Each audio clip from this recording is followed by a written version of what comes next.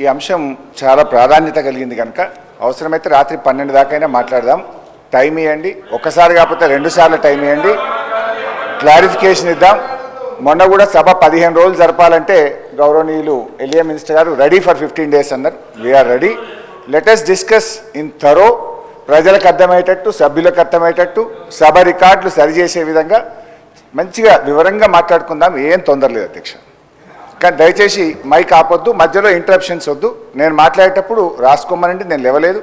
తర్వాత వాళ్ళు ఎంతసేపు అన్నా మాట్లాడమనండి, తర్వాత నాకు మైక్ ఇవ్వండి, I will clarify.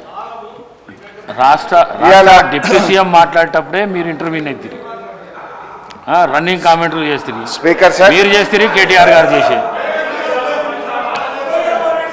Speaker sir, ఈ కాంగ్రెస్ ప్రభుత్వ తీరు ఎట్లా ఉందంటే, అబద్ధాలు చెప్పు, అవే చెప్పు, పదే పదే చెప్పు, మళ్ళీ మళ్ళీ చెప్పు, దబాయించి చెప్పు, బెదిరించేలా చెప్పు, పెద్ద గొంతుతో చెప్పు, ఎదుటి వారి గొంతి నొక్కి చెప్పు, ఎన్ని విధాలైనా చెప్పు, కానీ అబద్ధమే చెప్పు, ఎట్టి పరిస్థితుల్లో నిజం చెప్పకు అన్నట్టుంది కాంగ్రెస్ ప్రభుత్వ తీరు.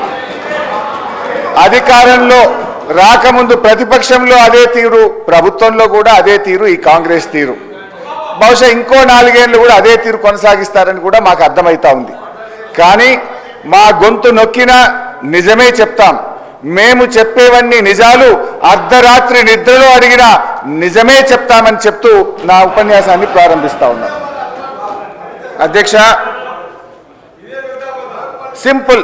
నేను లెక్కల్లోకి పోయే ముందు I want to set right the house records and I want to challenge the బట్టి గారు. ఒకవేళ నేను ఇక్కడ అడుగుతున్నా అధ్యక్ష, ఇది నేను ఒక నిమిషం ప్లీజ్. ఛాలెంజ్ వద్దండి, మీకు నాకు ఛాలెంజ్ ఎందుకు? ఛాలెంజ్ వద్దు, ఒకటే మాట్లాడి కూర్చున్నా. సార్ హరీష్ గారు, నేను ఒకటే మాట్లాడుతున్నాను, ఛాలెంజ్ చేయట్లేదు వారితో. ఒక నిమిషం, నేనేం ఛాలెంజ్ చేయట్లేదు వారితో, ఒక మాట అడగదలుచుకున్నాను మీ ద్వారా పర్మిట్ చేసి. నేను ఒకటే అడుగుతా ఉన్నాను, ఈ tentative risk weighted outstanding guarantee అనేటువంటి అమౌంట్ కాలంని నీకంటే ముందున్న ఆర్థిక మంత్రులు ఎప్పుడైనా పెట్టారా? నీ తర్వాత వచ్చిన వాళ్ళు ఎప్పుడైనా పెట్టారా? ఈ రెండింటి సమాధానం చెప్పానండి. ఇది మీ ఒక్కళ్ళు వచ్చినప్పుడే ఎందుకు వచ్చింది? ఇది మీకంటే ముందున్నటువంటి వాళ్ళు కూడా ఆర్థిక శాఖ మంత్రులుగా ఎప్పుడైనా పెట్టారా?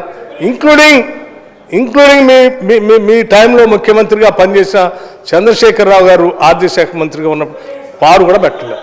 మీరు ఒక్కళ్ళే ఎందుకు పెట్టాల్సి వచ్చింది? అది మీ టైంలోనే ఎందుకు ఇట్లా చేశారు? ఎందుకు ఇంత సభని ప్రజలను తప్పుదో పట్టించారు? మీరు దాని ఒక్కదాని సమాధానం చెప్పండి. అన్నీ చెప్తా అధ్యక్ష. ఎందుకు నది పడతారు అధ్యక్ష? మొత్తం కుల్లా చెప్తా, ఏం నది పడుకుంటా. ఎన్నిసార్లైనా క్వశ్చన్ అడగండి, అన్నీ చెప్తా అధ్యక్ష.